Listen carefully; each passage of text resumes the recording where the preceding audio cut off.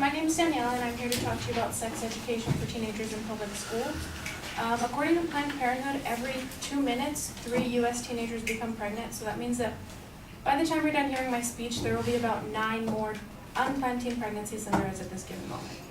Among other developed nations such as Sweden, Canada, France, and England, the U.S. actually ranks the highest in terms of teenage pregnancies and STDs.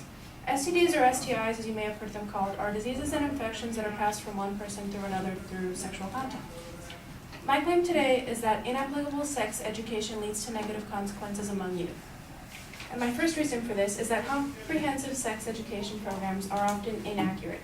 So many sex ed programs are held to different standards than, say, the math or the science classes we take because they're not always entirely accurate. Recently, the National Conference of State Legislatures reported that 22 states, along with the District of Columbia, require sexual education to be taught in their public schools. Now, of that already small number, only 19 stipulate that the sex ed that's taught needs to be medically, factually, or technically accurate.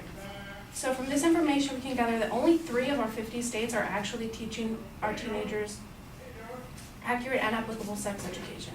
And it puts people at great risk, such as for unplanned pregnancies or STDs, when they aren't accurately and realistically educated about sex. So my second point is that our current method of sex education is failing to prevent STDs and unplanned pregnancies. So young people, which are typically between the ages of 15 and 24, contribute 50% of all new STDs, even though they're only 25% of our sexually active population.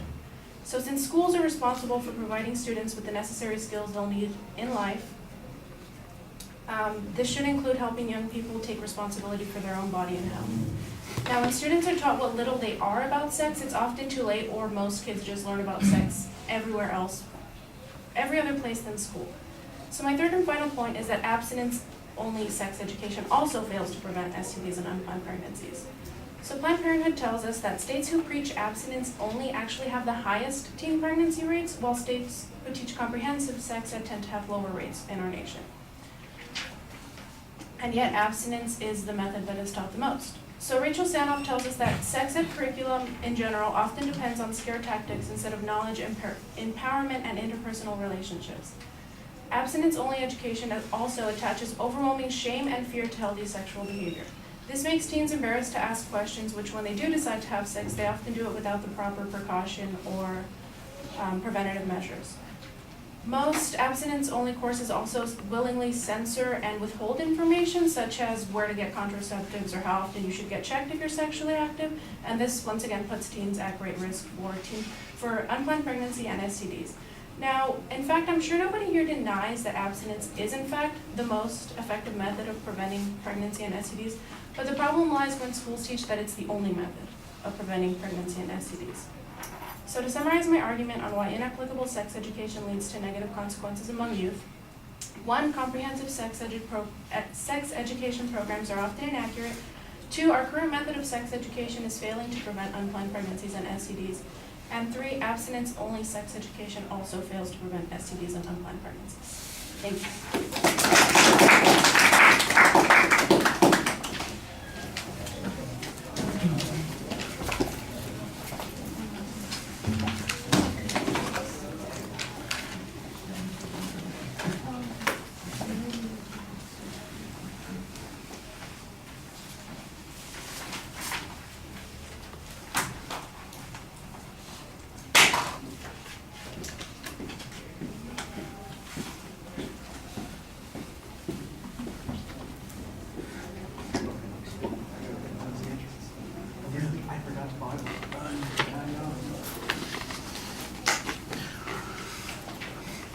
Okay, well, there's no preview of what the supporting structure is going to be, but internally you signpost the secondary points pretty clearly. You've got some good data in the presentation that I think helps quite a bit. For example, the number of states that actually require sex education, the number of states that require medically accurate or scientifically accurate sex education, and there's not really much reference to the number of states that require abstinence only versus the more comprehensive type of sex education. So I thought that was a little incomplete there.